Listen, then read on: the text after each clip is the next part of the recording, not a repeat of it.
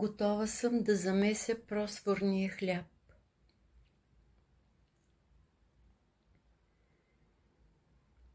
Богородице, Дево, радуйся, благодатная Мария, Господь с тобою.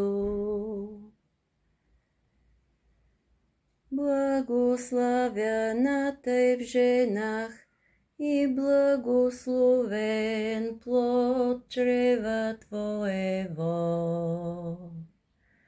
Яко спасила есие душ наши.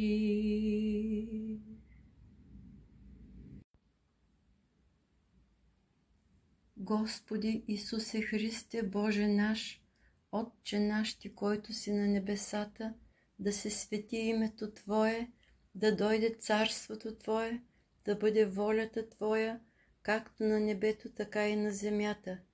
Хлябът наш насъщен дай ни нам днес и прости ни дълговете наши, както и ние прощаваме на нашите длъжници. Не ни въвеждай в изкушение, но избави нас от лукаваго, защото Твое е царството и силата и славата за винаги. Амин.